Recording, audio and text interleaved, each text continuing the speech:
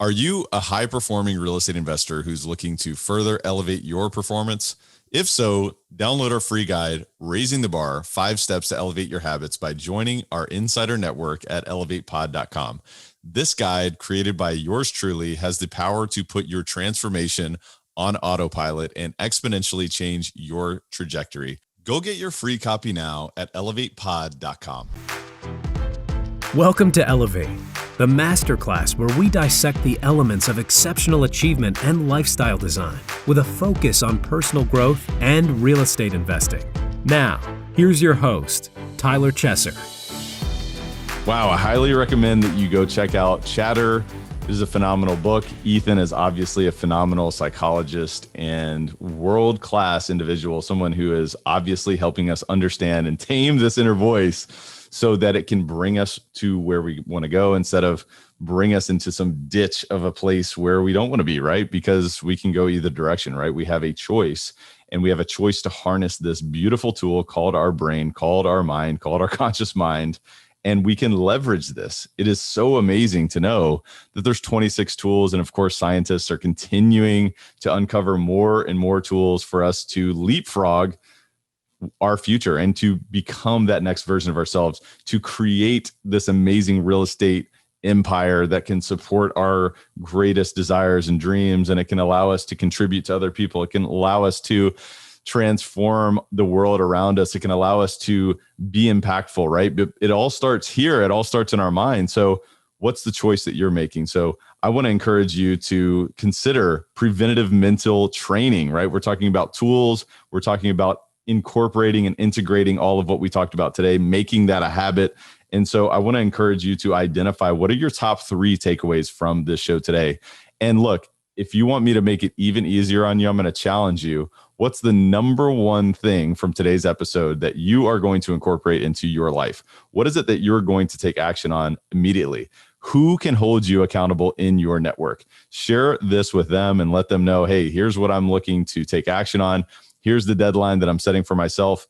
May I check in with you at this date to let you know my progress, right? Because man, accountability is amazing. It's power. Repetition is also the mother of all skills. So listen to this episode again.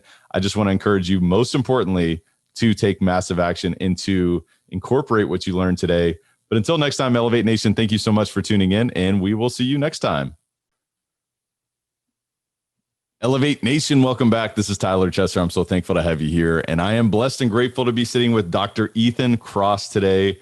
Oh, wow. Let me just tell you right now, today you're going to learn about preventative mental training. You're going to learn about what it means to harness this conscious mind, this inner voice, or this chatter that every single one of us has, right? Because our inner voice can either lead us to the direction of our dreams, or it can lead us to the direction of our nightmares.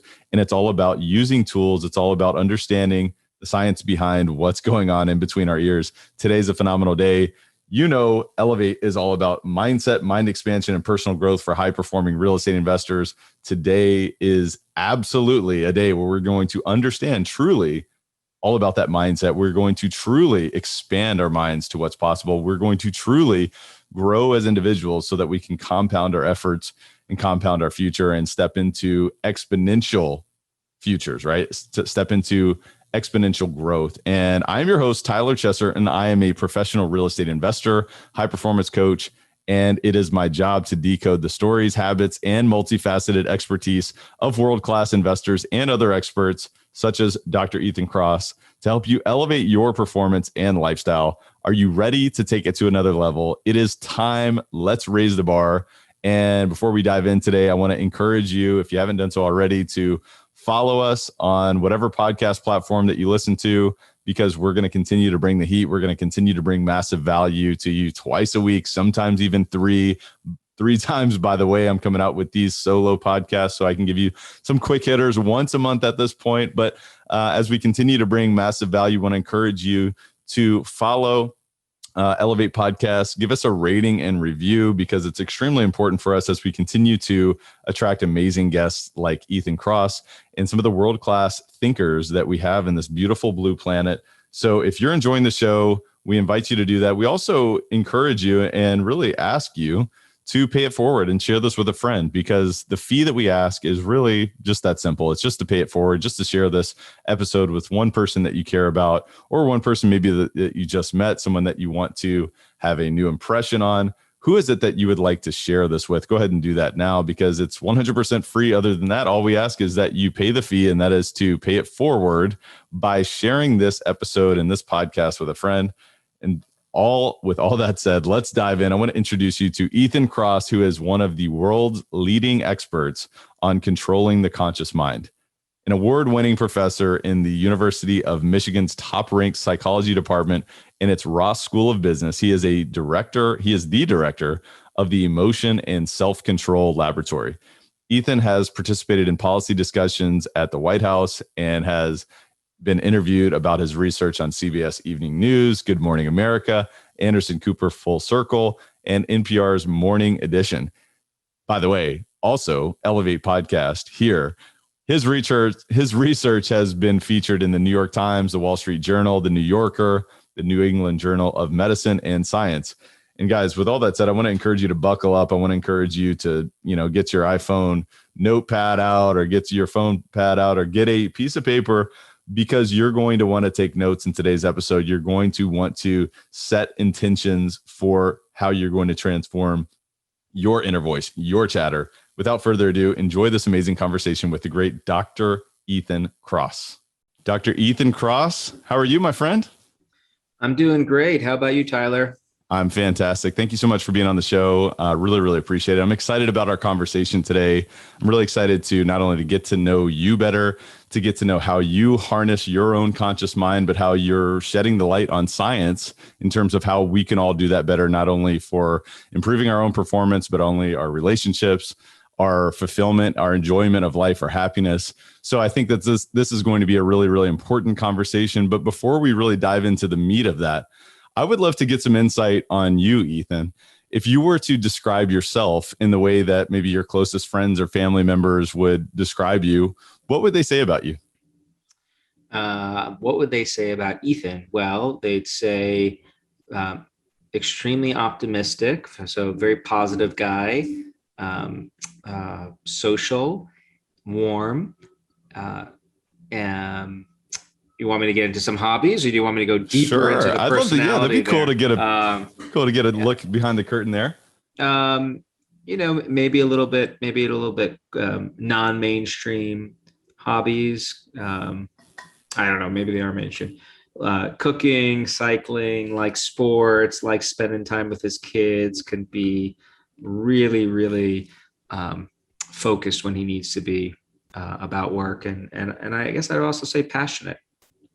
That's awesome. Thank you for sharing that. And I always like to know that, because it gives us a sense of who are you, not in the public, right? And we all have, a perception of ourselves in public. And of course, we know what we know about ourselves. But I think it's important and insightful for us to understand, well, the people who truly know you, what is that like? And you started with optimistic. I would imagine that, optimism has not always been totally natural for you. Maybe that's wrong, but I'm curious, has it been natural for you? Is that something that you've had to lean into and grow into?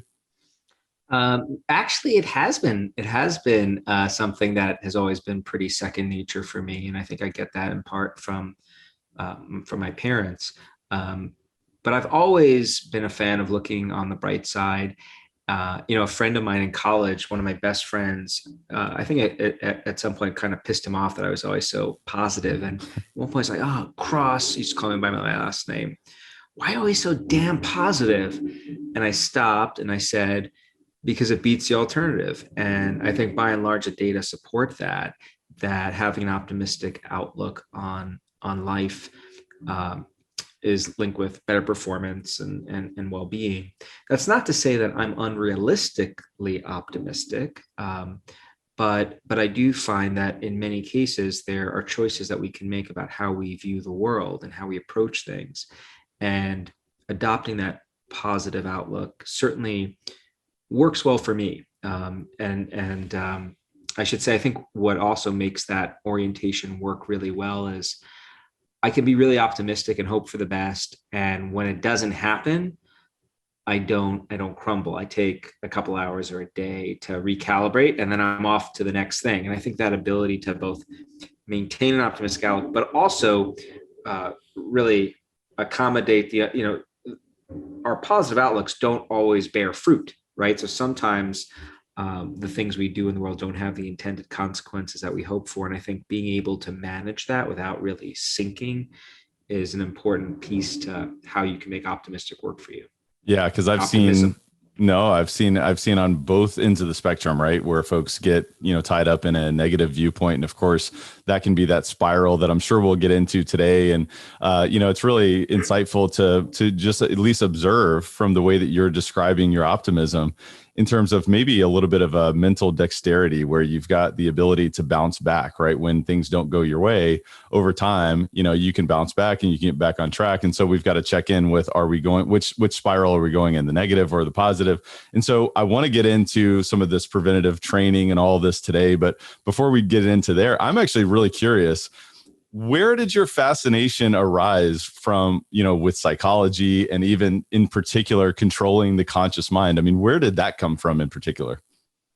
Well, there were, I guess, two spikes on the timeline that sparked those interests.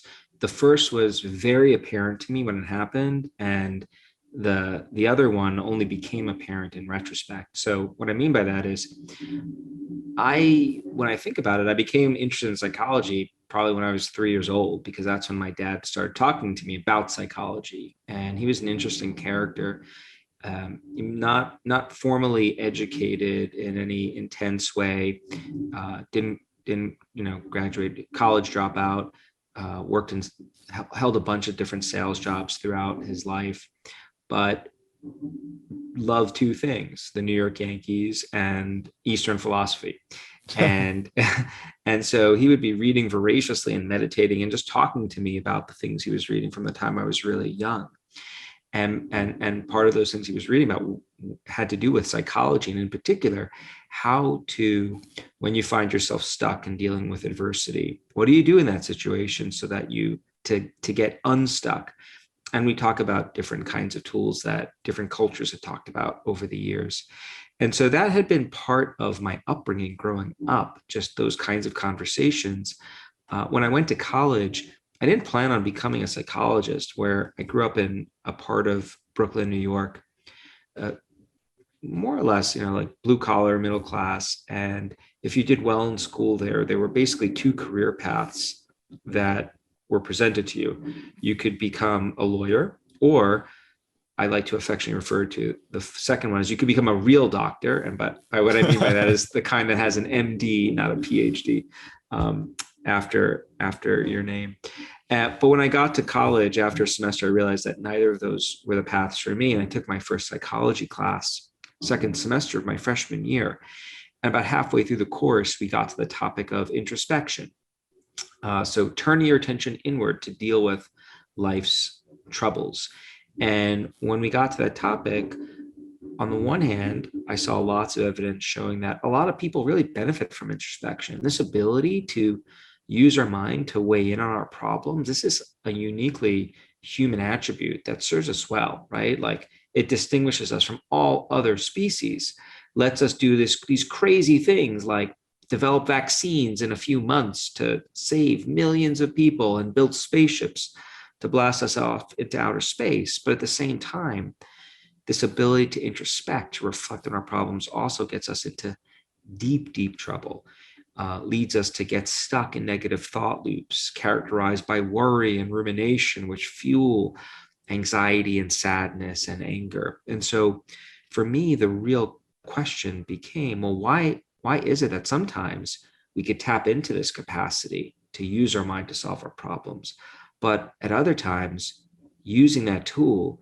just sinks us? And that became a real passion of mine to try to crack that puzzle. And I went to graduate school to learn how to use science to do that. And I've been working on that question ever since. That's awesome. And it just, I love that whole story. And it was so interesting. You said at 3 years old is when you started being interested in psychology. And obviously your dad had a lot of impact on you from that vantage point.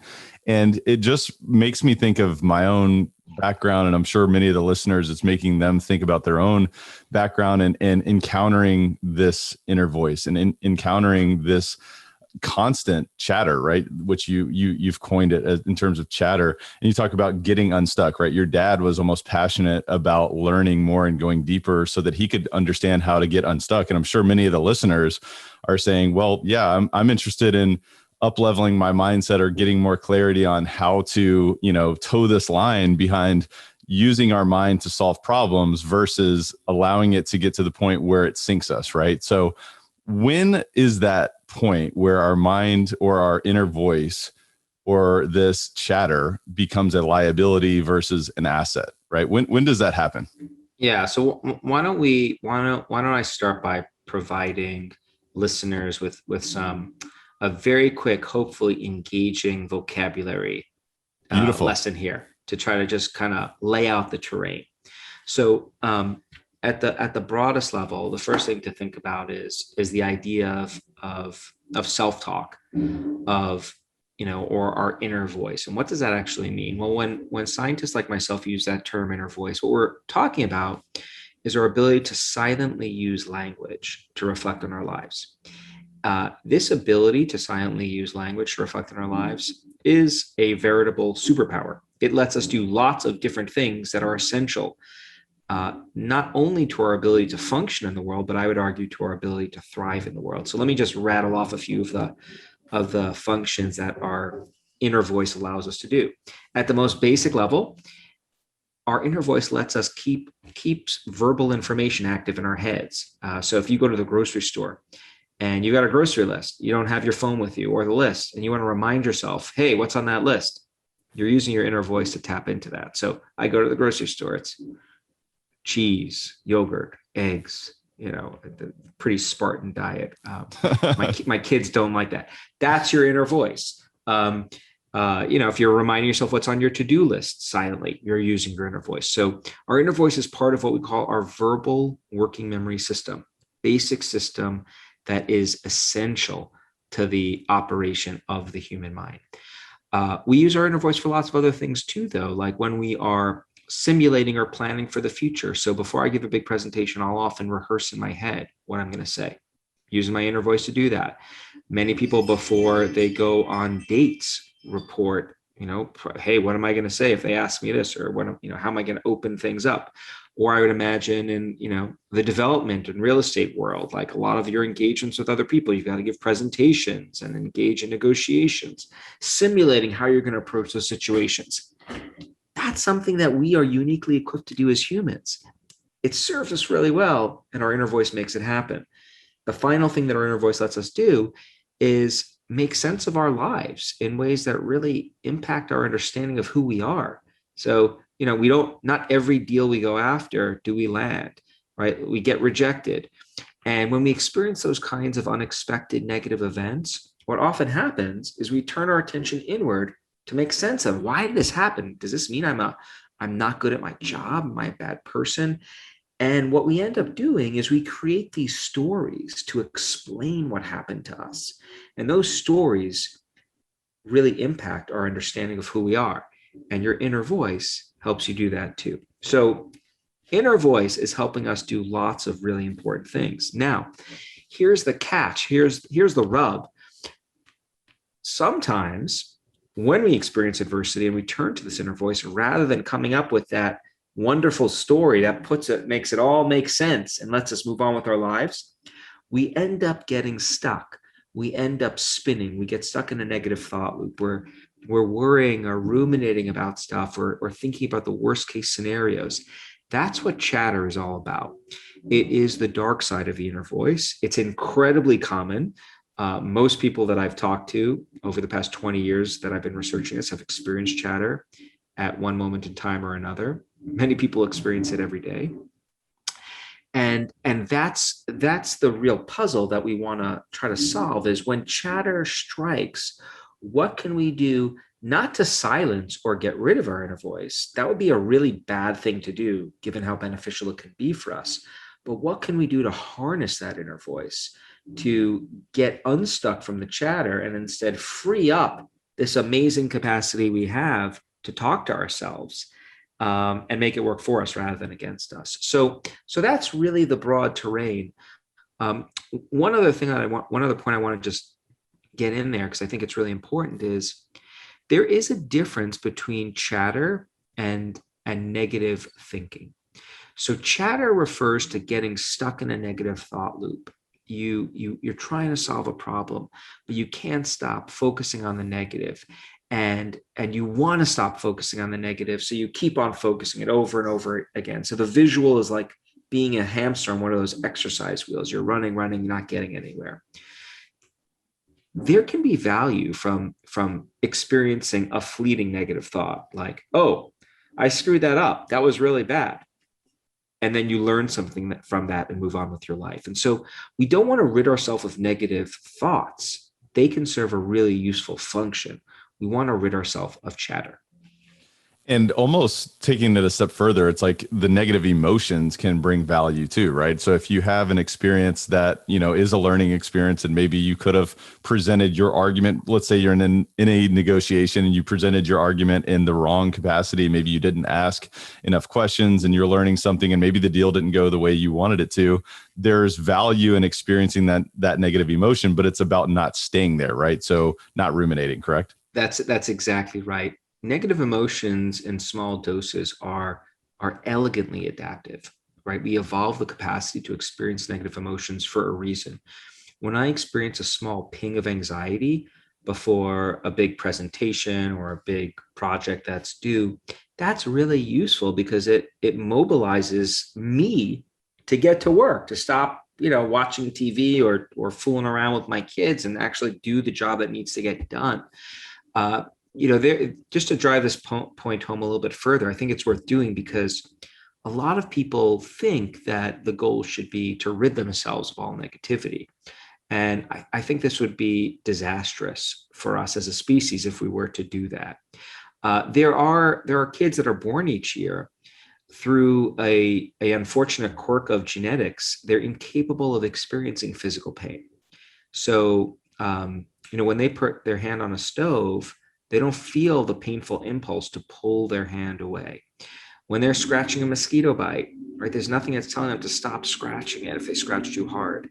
What ends up happening to these kids is they end up dying young because they don't pull their hand away from the stove. They experience tissue damage. They don't stop scratching their mosquitoes. So they get infected. And you can imagine the other kinds of negative consequences associated with that. And so I think it's a really important reminder of just how important negative emotions can be if they're not experienced too intensely or for too long of a period. Yeah, I mean, it obviously comes up to me is that, all right, negative emotions are meant to be a teacher for us, right? Negative experiences are meant to be a teacher. So we've got to frame that in the correct perspective, right? Because a change of perspective can almost be anything. And it seems like that is from your work. And if we frame our challenges to learning experiences, then we have the capacity to bounce back and to move in an optimistic direction. And we can learn, right? Instead of falling into the same pitfall or making the same mistakes, or even, like you just described, perhaps even making terrible health decisions because of no negative emotions. Is that what you're saying, Ethan? Yeah, absolutely. So emotions are tools, and that's not just positive emotions, but positive and negative emotions. They're both tools.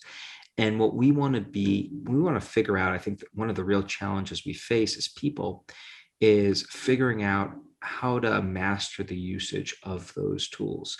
We've got this great toolbox in our heads, but we don't get a playbook that teaches us how to use those tools optimally. So I think what often happens is we engage in this trial and error process, or we rely on friends of ours or culture to tell us how to use these tools. And sometimes those friends and cultures are well informed, but other times they're not, as I talk about in the book, and they can lead us astray. And so just by way of analogy, I mean, imagine a carpenter coming to your house or coming to a job site to build a home. This is real estate, so this all should be familiar, or there's some real estate listeners here. I mean, imagine if that carpenter hadn't apprenticed, they came with this glorious set of shiny tools, but they didn't know, like, when to use a ratchet versus a hammer versus a Phillips. I don't even know all the tools carpenters use. Shamefully, my grandfather was a carpenter. I should. You wouldn't get the best looking house. And in fact, it might be kind of shoddily built in a way that might get you into trouble. So what we want is essentially, we have the knowledge out there, thanks to science, to guide people into how to use these tools of their mind, these emotional tools to free up the mind to work for people. And so the book is really about communicating what those tools are, both in terms of how to use them well and not well. Yeah, and you've uncovered 26 tools, which I think is amazing. And we have this, every single listener has these tools, right, that they can harness to quiet the mind or to harness emotions in the direction that you learn and that you're growing, that you're progressing. So let's talk about, first of all, the value of quieting chatter and perhaps some tools associated with quieting chatter. What would you say to that, Ethan?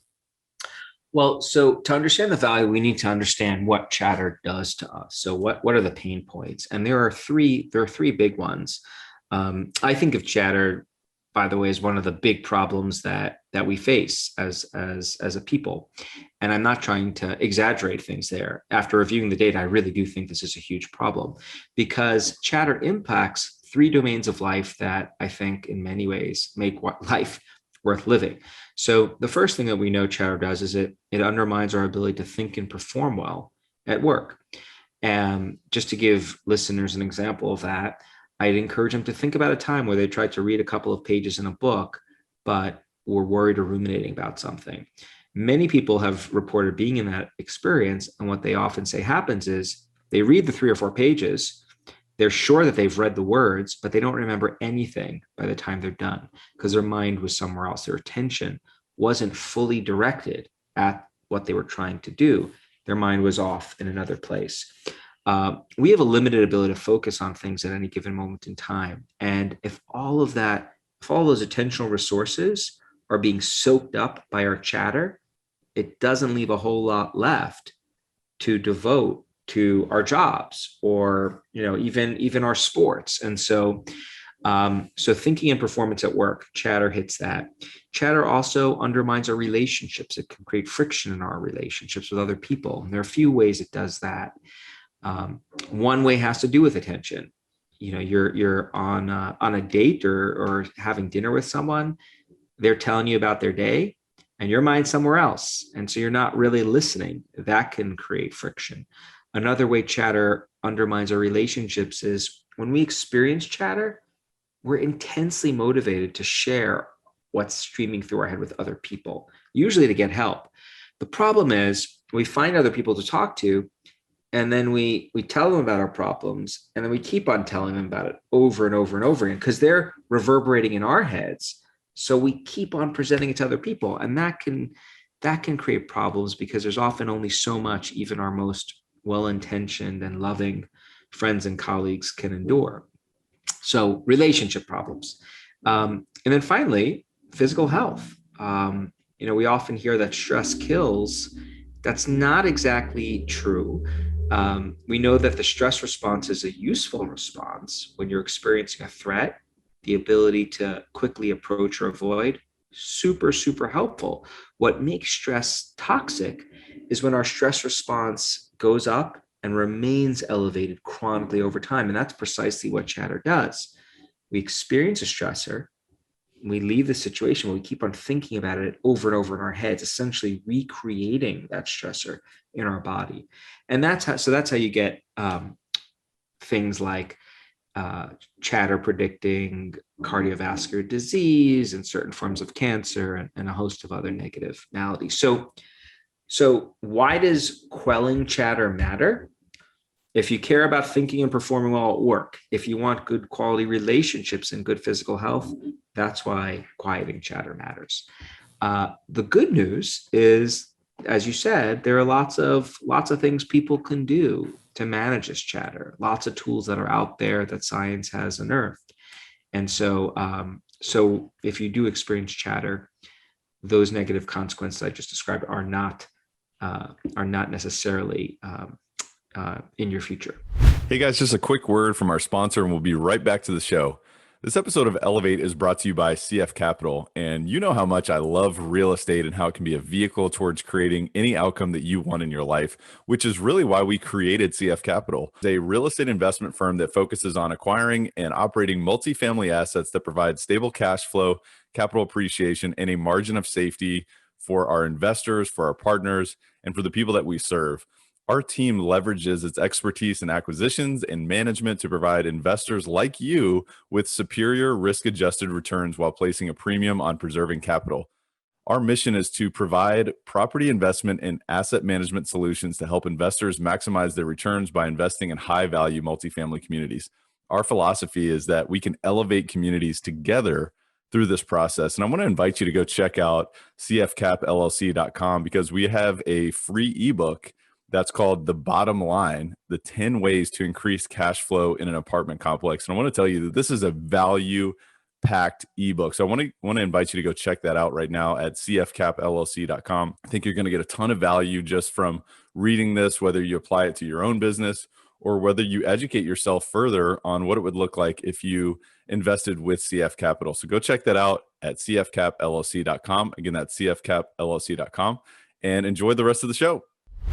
Well, first of all, thank you for bringing up all those examples. I think any person listening, myself included, can relate to the experience of reading a book and thinking about 5 other things and all these other stresses and things that you have going on in your life. And you just totally did not comprehend anything that you read. You can even probably relate to having a conversation with someone else and totally your mind wandering in all of these different directions. And I can see how that can impact relationships, right? Because if you're not listening to someone and if you're not present with someone, you can obviously see how that can impact sort of the connection, because the other person's chatter may be going off in a direction. Well, why isn't this person listening to me? Am I not interesting, or what's their problem? And, it's just really interesting. It's almost like the compound effect of chatter in so many different directions, right? Because if you're trying to grow your knowledge by reading or listening to a podcast or having a conversation with someone else smart or someone that can give you some insight or wisdom, and your chatter is taking you off into a different direction, there's so many negative values from that. And so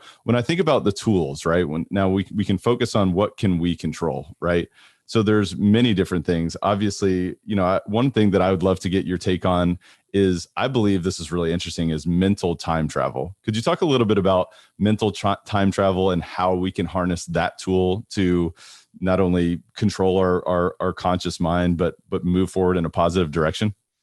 Sure. So mental time travel is particularly useful when you're dealing with an acute stressor, not unlike COVID, as just one example. And what it involves is doing the following. When we're experiencing chatter, we often get immersed in our problem. We're thinking about the issue at hand with like tunnel vision. We can't widen the scope. We can't take a step back. Mental time travel helps us take that step back, helps us get some distance from our problems in ways that can be helpful. And what it involves doing is really, really simple. So think about how you're going to feel about the problem you're grappling with a week from now, or a month from now, or a year from now, after it has passed. What this typically does is it makes clear that what we're going through, as awful as it is, be it COVID, be it a botched deal, life will go on. And what most of us have experienced over time is usually like our emotions go up and eventually come down, right? There's a natural, we call this our psychological immune system. Eventually the emotions will come down. And so the idea is that getting people to just really think about that can be very helpful when it comes to chatter, because it gives us hope. It makes it clear that as awful as what we're going through is right now, it'll eventually fade. And that makes it much easier to endure. So this is a tool that I relied on during COVID when, not so easy to do your job, when your kids are like gnawing at your ankles, doing their own work, and you can't run, when your lab isn't up and running, all these other inconveniences. And if I dwelled on those negatives, that wasn't so good for many things, my health and well-being. But when I thought, well, you know what, we're going to get a vaccine, and about 6 months from now, we'll be back to traveling. And that just that was a perspective shift that was really powerful. And so that's one easy thing you can do to work on your chatter. Now, I do want to say, because but there's no way we could talk about all of these different tools. Science has done a pretty good job at identifying different tools. So we in the book I talk about 26, right? What we are still trying to figure out is what are the unique combinations of tools that work best for different people, given the different kinds of adversity or chatter that they're struggling with. And what I suspect we're going to learn is that there are different sets of tools that work for different people in different situations. Until science can generate that knowledge, which we're actively working on doing, there's a real challenge here for listeners, which is to figure out what are the unique tools that work best for you. And so there is going to be a trial and error process. Mental time travel works really, really well for me in conjunction with some other tools, but it might work less well for some people in some situations. And if that happens, the suggestion is to try some other tools. And it makes me think of the combination of, speaking to yourself in the third person as well as mental time travel, because, I know that my own personal experience is sometimes when I step out of the problem and I give myself advice from a future me, perhaps, it tends to really work wonders. So could you talk a little bit about the power of speaking to yourself in the third person and maybe how that combination has maybe a compound effect as well? Yeah, happy to. So we call this distant self-talk, and it involves when you're dealing with chatter, trying to give yourself advice like you were talking to a friend and use your name to do it. So, and with the caveat that you should do this silently, not out loud. So, all right, Ethan, how are you going to manage the situation? Why are you feeling this way? What are you going to do? One of the things we know from lots of research is that it's much easier for us to give advice to other people than it is for us to take our own advice. And what distant self-talk does is it leverages the language to help us think about ourselves from a different perspective, like we're relating to another person. If you think about when we use names and and pronouns like you, most of the time that we use those parts of speech, we use them when we think about and refer to other people. So the idea is that when you use your own name to think about yourself, it's activating the neural hardware, the brain machinery that we use to think about others. So it's automatically shifting your perspective, making it much, much easier for you to give yourself sound advice. And sometimes that advice involves looking at the long term and reminding yourself that, hey, as awful as what you're experiencing is right now, it'll eventually pass. A couple of weeks ago, I had to give a high stakes presentation, and it was a little more stressful than usual because the organizers of the event kept on giving me different instructions about what they wanted me to do. 1 minute it was record something, the next minute do it live, and we went back to record. It was a total merry-go-round of unpleasantness. Merry-go-round is the wrong ride to talk about. Vomit comet of unpleasantness. And at one point, I started to experience some chatter. And when I did, I activated these two strategies. Ethan, come on, man, get yourself together. You've given hundreds and hundreds of presentations. They go okay. And guess what? Next week, this is going to be in the rear view mirror. And that those two mental shifts really did help me deal with this with the chatter I was facing. And the talk did go just fine. So those are two shifts. Both of them help give us some space, some distance from what we're going through. And we find that those kinds of strategies, distancing tools, can often be really useful because, again, chatter immerses us in our experience, tunnel vision. And when that happens, being able to step outside of ourselves, step back, can be really helpful. Yeah. And I've heard you say this before, but I think it's powerful to share here, is that you mentioned that the antithesis to chatter is perspective. And it's almost like these tools, to a large degree, are shifting your perspective, right? We're just talking about speaking to yourself in the third person, but it also comes down to language. It also comes down to time travel and so forth. But yeah, go ahead. Yeah. And the cool thing is that there are many ways of shifting our perspective. So we don't have to rely on just one. Language is one, mental time travel is another. Being in, experiencing the emotion of awe, right? Like being in the presence of something that's hard for you to explain the magnitude and significance of, be it something in nature, like a great view or an amazing piece of art or an innovation, like a spaceship, like that shifts our perspective. We feel smaller when we're in the presence of something vast that we have trouble explaining. Other people can shift our perspective. If you talk to the right people about your problems, they can help you reframe things in ways that shift how you think. And so, in a certain sense, there are these perspective shifting tools all around us. And the hope of the book is that I could shine a spotlight on what these tools are, where you could find them, and show you how they work.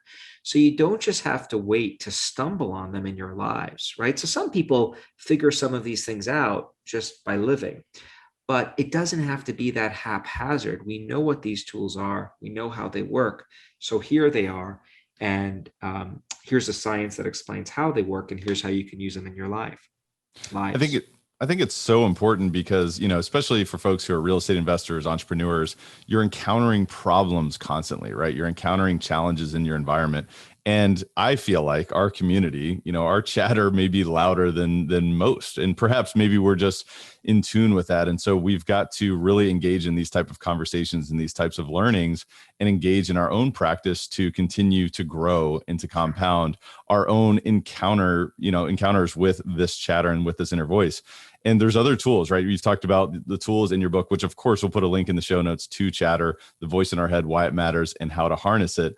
But before we kind of wrap up this conversation, I'd love to get your thoughts on a couple things. The first thing, venting, right? When we enter into challenges and problems, and people get stressed out, especially real estate investors, we want to vent, right? We want to tell everybody about our problems and how bad things are. And oh my gosh, that feels so much better to just get that off my chest. So could you talk to me a little bit about sort of the pros and the cons of venting in particular? Sure. So a lot of us think that the key to getting through chatter is to find someone to vent to. Venting can feel really good in the moment and enhance the bonds that two people share. Like, it's good to know that Tyler, you and I are now buds, and I can call you up with a problem, especially if it's real estate relevant, and just have you be be there to listen, and you can validate what I'm going through. That feels good, that there's someone there who cares enough about me that they take the time to connect. So venting may be really good for strengthening the bonds between people, but if all you do is vent about your problems, it doesn't actually help you work through them. Because when you're venting, you're not doing any reframing, you're not shifting your perspective. And so you often leave a conversation feeling just as upset, sometimes even more, as when you started, because you've just rehashed all the negative elements of what happened to you. And so you're lit up. And so what we've learned is the best kinds of conversations between people when it comes to chatter actually involve doing two things. It is important to first express your emotions and vent to a certain degree. It is useful to establish that connection. But at a certain point in the conversation, the person you're talking to ideally helps shift your perspective, helps broaden how you're thinking about the experience. So, you come to me with a problem. Hey, so tell me about what happened. Oh, that sucked. Hey, let me tell you. So have you thought about it like this way? Or I've gone through something like this. Here's what I did. And so you want to just try to start getting people to shift their perspective through different means at some point in the conversation. And when you do that will vary depending on who you're talking to and how significant the chatter is. The more significant it is, typically, the more time we need in the venting stage before we're ready to shift to the reframing. But the short answer or wrap up here is, don't just vent, because that isn't going to help you work through the chatter. And it's important. I think it's a call to action for Elevate Nation to help each other shift perspectives, right? When someone is venting to you, it's not just about, hey, let's roll around in the mud together and let's, ruminate in this negative experience, but let's help each other shift perspective so that we can move forward in a positive direction, right? That's exactly right. I love that. Exactly. Could you touch on rituals just really quickly, if you don't mind, because I think this is a powerful one as well. This is something that, especially in the personal growth world, personal development world, people are very regimented in terms of how they approach rituals. But could you talk about the science behind why rituals are important and how they can help us harness our inner voice as well? Sure. So rituals are, the way we define them, scientifically is they're rigid, structured sequences of behavior. So they're things you do the exact same way every time, and that have some meaning attached to them. What we know is that when people are experiencing chatter, they often feel like they don't have control of their mind. Their thoughts are in control. There's no order happening up here, right? It's disordered. What happens with rituals is because they're so regimented the way we do them, they give us a sense of order and control. And the sense of order and control that we derive from performing a ritual compensates for the lack of order we experience when we're experiencing chatter. So this is why you get people like myself who I'm not the most organized, neat guy, but when I'm experiencing chatter, I'll put all the books away in my office and wash the dishes and carefully organize my space. I'm ordering my surroundings to provide me with a sense of order in my head. And as long as they're not taken to an extreme, rituals can be a useful tool for managing chatter. Yeah, I love that. And I think, man, we could go on for hours and hours and hours talking about all the tools, but I just want to encourage Elevate Nation to look up the book Chatter, to get familiar with Ethan's work because it's so powerful. And man, we all have this inner voice. It is continuous, it's constant. So how are we harnessing it rather than letting it take us in the negative downward spiral direction? So I think it's so powerful. Ethan, thank you so much for this conversation. I want to transition into our rapid fire section. We call it the Rare Air Questionnaire. It's all about being uncommon. It's all about encountering this inner voice and flipping it and using it, for our greater future. So I'd love to ask you a few questions. As now being a prolific author yourself, I see the beautiful bookshelf behind you. I would love to know if you had to point to 2 or 3 of the most impactful books that you've read over the past few years, what would those be and why?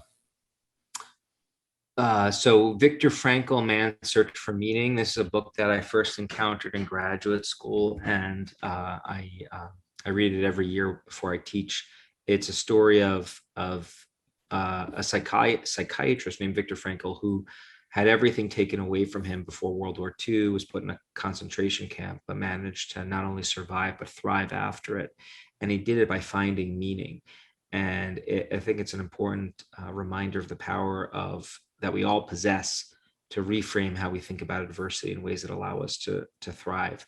So that would be one. Another book that, just totally shifting genres, I would just say a book that I'm reading right now, which I'm finding captivating, is Malcolm Gladwell's Bomber Mafia. And it is a book that I find captivating not because of the scientific lessons we draw from it, but rather for the kind of storytelling that is taking place there. Just a riveting read about something that I didn't think I'd find interesting before starting it. So that's accessible on the head.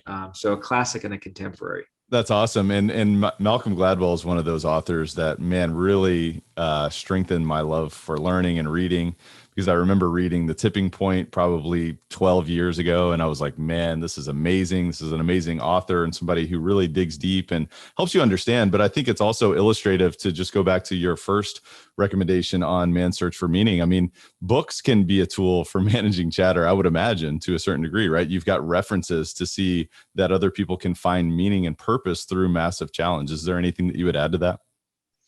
No, I think books can be a great way to learn. And one of the reasons I wrote this book was to help people, period, no matter whether they're, teachers or real estate developers or, stay-at-home parents. I mean, I think chatter is universal, and the hope is that the science could be useful for people in all these different domains. So I think books can be enormously helpful, and I think stories are helpful. And that's really why I flagged the Gladwell book, because I think the better we can tell stories, the more impact we can have in disseminating some of the science. And good storytelling doesn't involve just telling a riveting story, but it involves doing it while maintaining faithfulness to your topic, right? Not exaggerating and not underselling or overselling. And I think there's a real art to being able to do that well.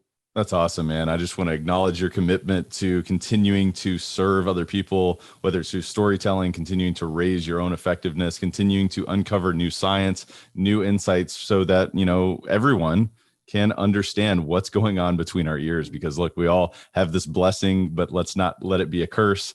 But Ethan, I'd love to ask you just a couple more questions before we wrap up here. What is the biggest way that you elevate your life on a daily basis outside of what we've already talked about today?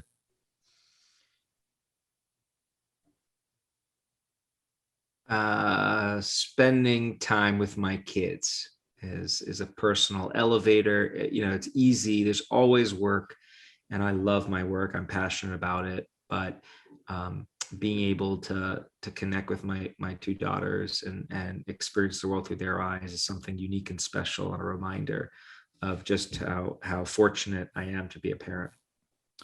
Well, I'm extremely fortunate to be having this conversation with you, Ethan. My last question for you is, what's the biggest way that you elevate others around you? Obviously, you contribute in such a big way through your work, through your books, and through your teachings. But what else, what are other ways that you elevate others around you? I think I'm a pretty good chatter advisor to others. So I try to really help others when they come to me with their chatter. I help put it in perspective, help them figure out how to put it into perspective. And I think that's a benefit I provide. It's all a matter of perspective. You have given us that perspective today, Ethan. Thank you so much for being on Elevate. And is there any parting thoughts or words of wisdom that you have before parting for the day? I guess the parting thoughts would be, if you experience chatter, congrats. Welcome to the human condition, and just know that that's a normal part of being a human being, and there are lots of tools that are out there that you can use to manage it. That's awesome. Ethan Kross, ladies and gentlemen, amazing episode, amazing conversation. You can find Ethan Kross at ethankross.com with a K, and of course on LinkedIn or Instagram at Ethan Kross, and of course on Twitter as well. But Ethan, is there anywhere else where the listeners can find you beyond those locations? I think that covers them all, and the ethankross.com will open up the pathway to all the different routes to finding info on me in the book. So check it out. And of course, you want to find out his book, Chatter, which is a highly touted book across Amazon, across all the booksellers, wherever you find books, go look up Chatter. Ethan, thank you so much for being on the show today. Really appreciate you taking time. Hey, thanks for having me. Great conversation. Absolutely. Thank you for listening to Elevate. If you enjoyed this episode, be sure to rate, review, subscribe, and pay it forward by sharing with a friend. Most importantly, take this opportunity to elevate your results by taking immediate action on what you learned. For more, visit elevatepod.com.